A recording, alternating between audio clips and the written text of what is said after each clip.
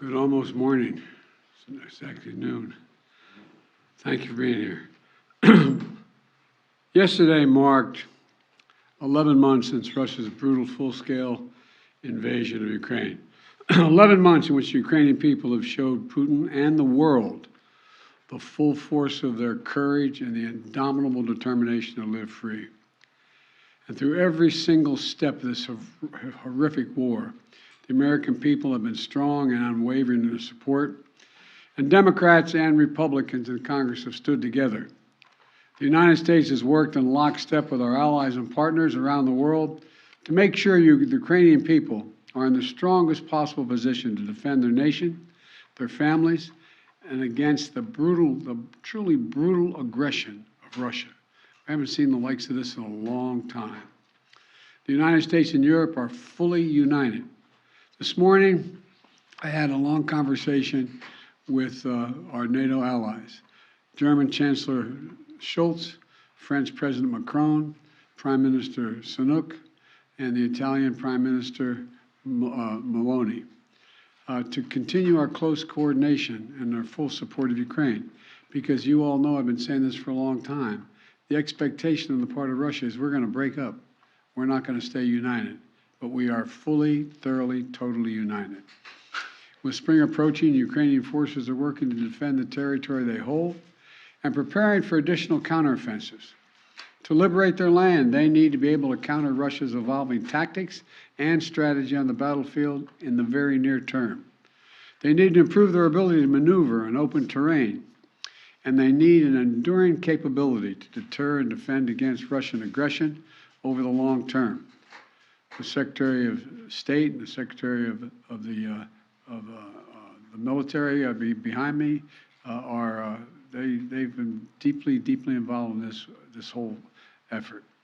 Armored capability, as General Austin will tell you,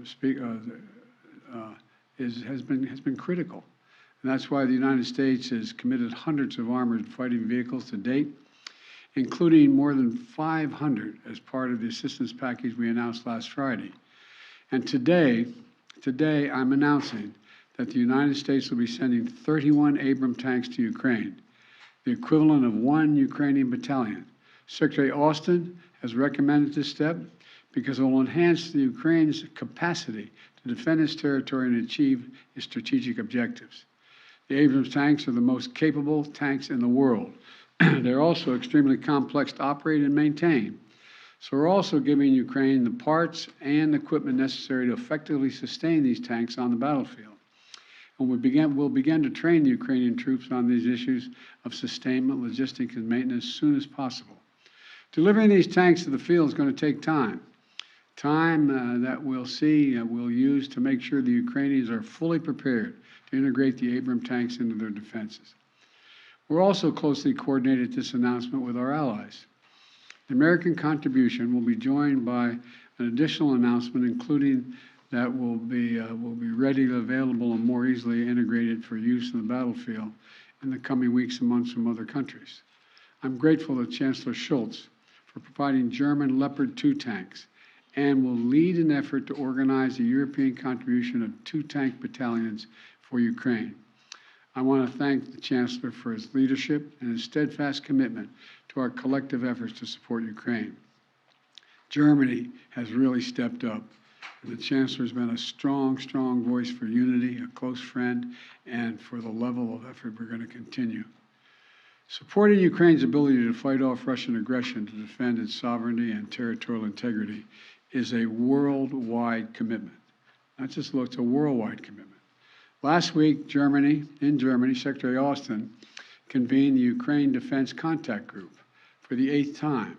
This group is made up of some 50 nations, each making significant contributions of their own to Ukraine's integrity, each fully committed to making Ukraine remain strong and independent and able to defend itself against Russian threats and violence.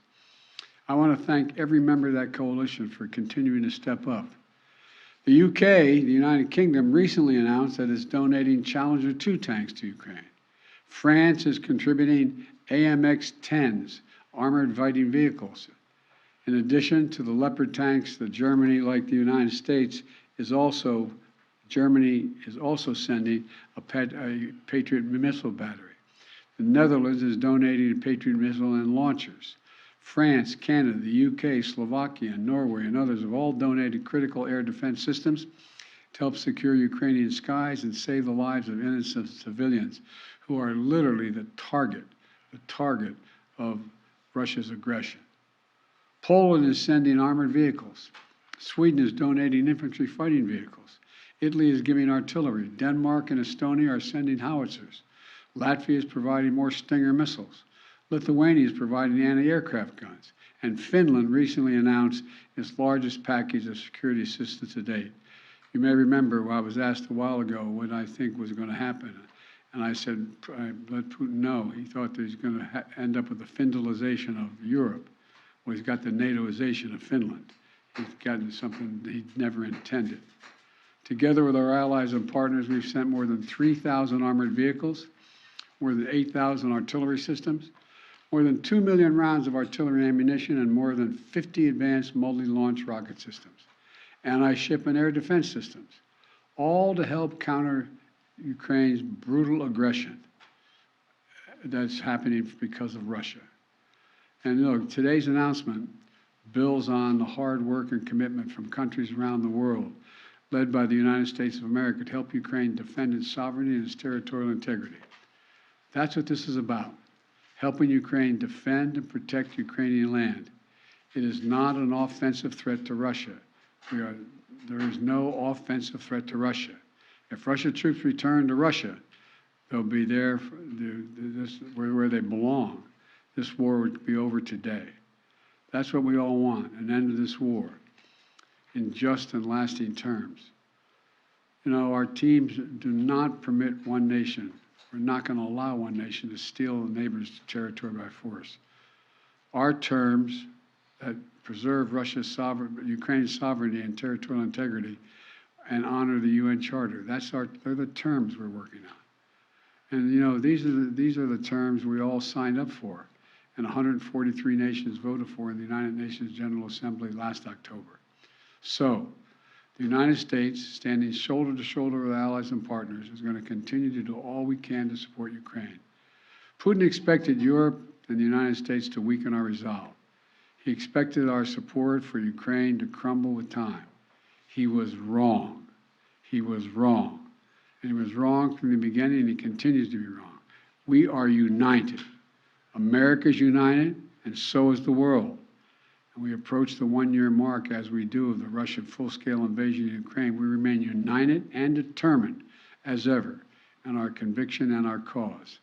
These tanks are further evidence of our enduring, unflagging commitment to Ukraine and our confidence in the skill of the Ukrainian forces. As I told President Zelensky when he was here, and today's his birthday, by the way, in December, we're with you for as long as it takes, Mr. President. Ukrainians are fighting an age-old battle against aggression and domination. It's a battle Americans have fought proudly, time and again. And it's a battle we're going to make sure the Ukrainians are well equipped to fight as well. This is about freedom.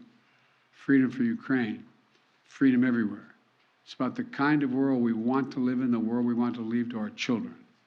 So may God protect the brave Ukrainian defenders of their country and keep the flame of liberty burning brightly as we can. Thank you.